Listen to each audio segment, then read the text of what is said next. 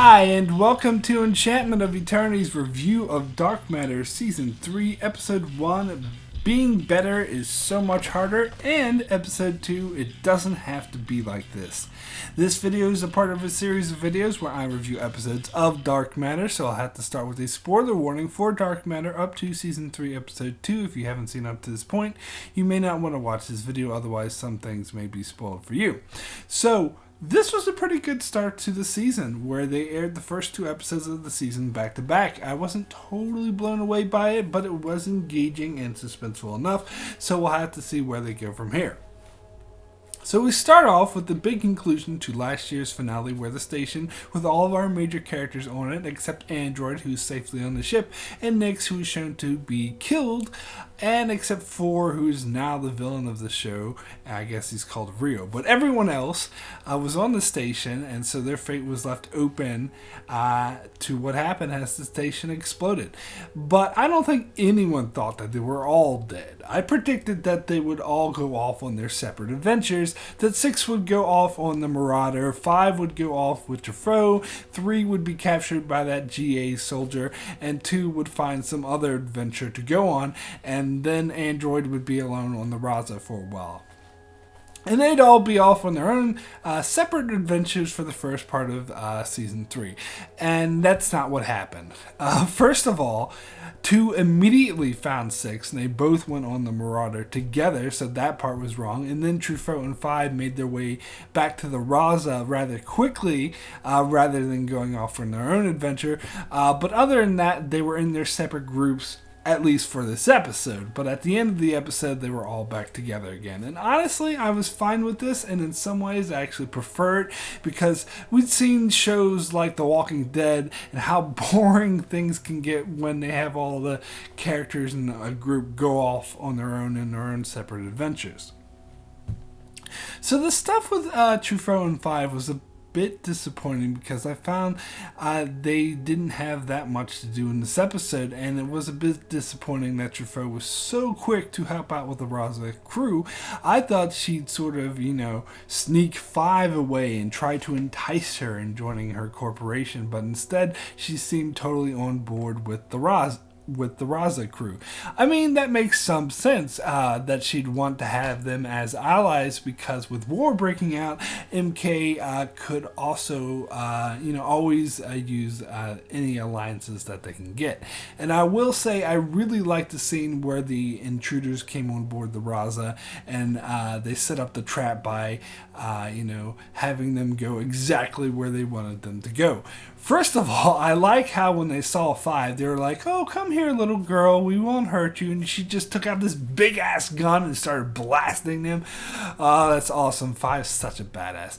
And then when Truffaut diverted them to the cargo bay, and they were like, "Oh, we're going to circle back, we're going to ambush them, they won't know what to hit them," and then all of a sudden Android just pops out of container and kills them all with machine guns.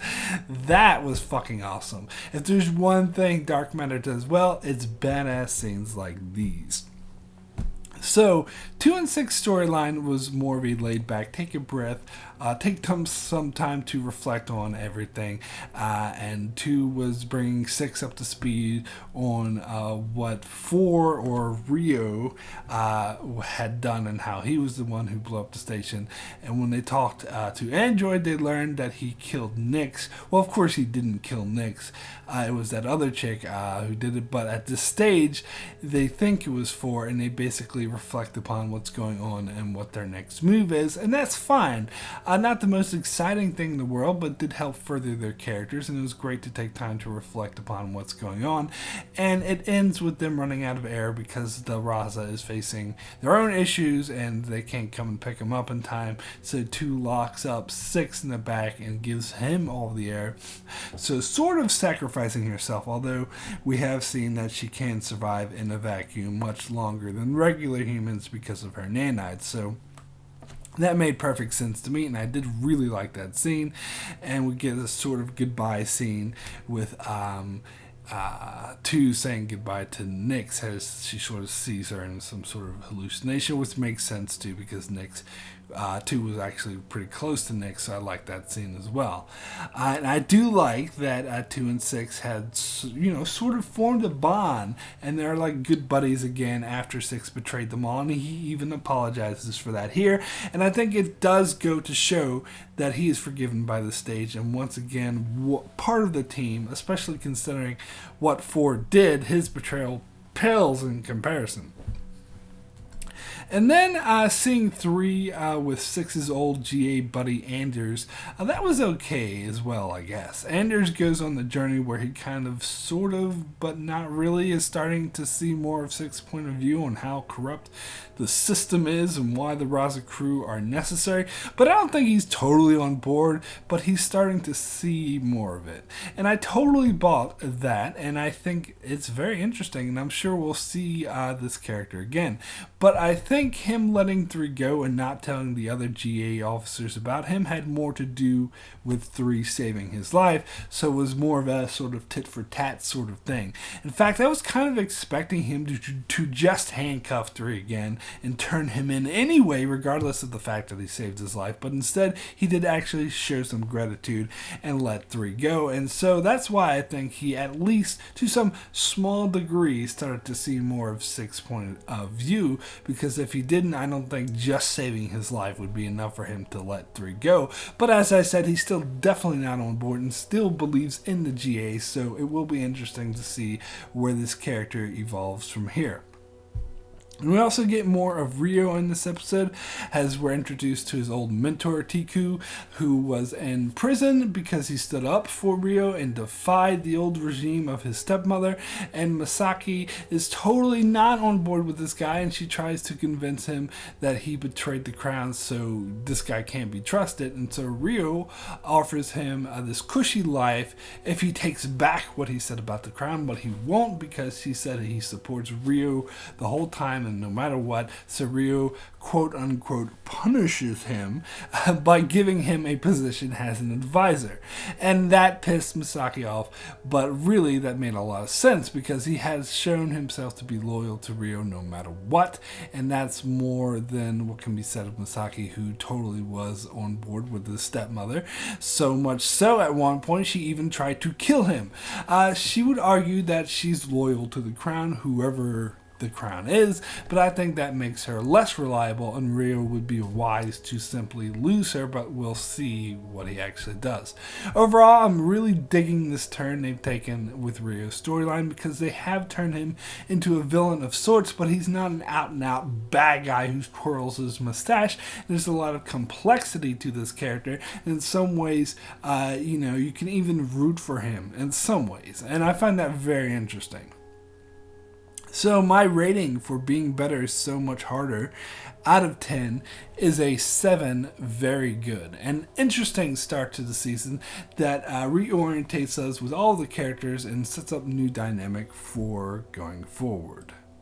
So now let's get into the next episode, which was a pretty exciting episode as the Raza crew are back together and they make good on their threat to steal the blink drive back from Rio, and I love that. I love that's the direction that they're going, but I also love that the crew is split on how far to take this revenge quest on Rio after they get the blink drive.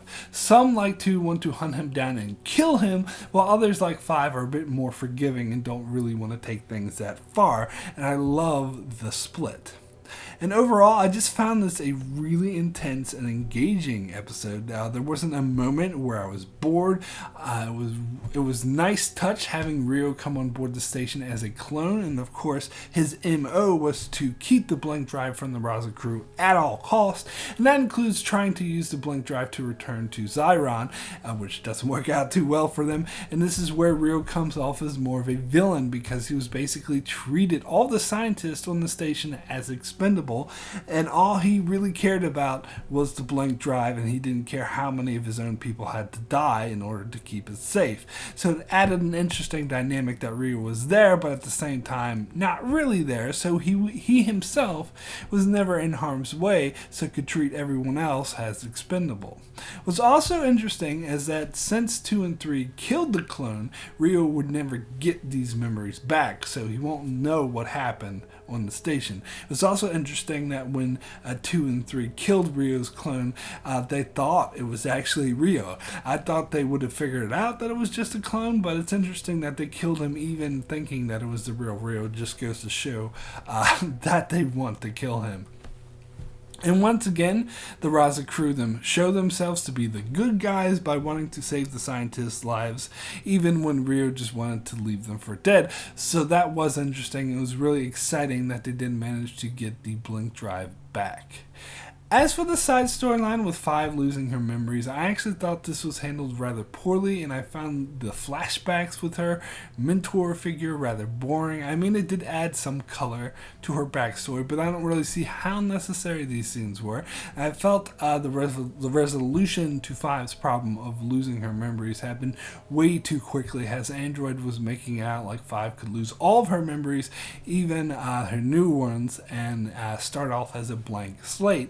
And then all of a sudden we see her talking to 2, and she still remembers everything and who she is.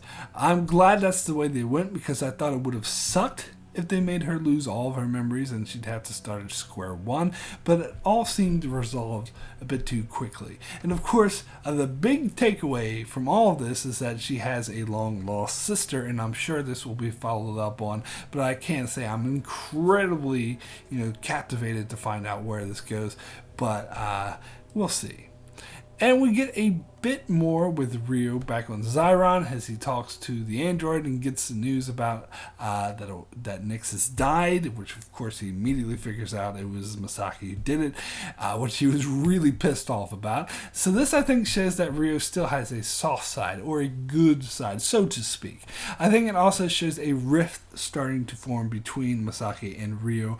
As I said, I think he'd be smart to cut her loose, as clearly she cannot be trusted, even if she does believe she's doing the right thing. So it will be interesting to see what Rio decides. What's also interesting to wonder about is, I wonder if Android will tell the others about Rio's reaction to the news Nyx is dead, if they'll figure out that he wasn't the one to kill Nyx, or if they're just going to think that he killed her. But overall, I'm actually still not happy about them killing Nyx, and she was such a great character. I think we're just getting to know, and now it does kind of feel like there aren't enough characters on the Raza, and I think it would have benefited the show if she was still around, if she was still part of the crew. So I'm actually thinking killing her off at this stage was a huge mistake, but we'll see.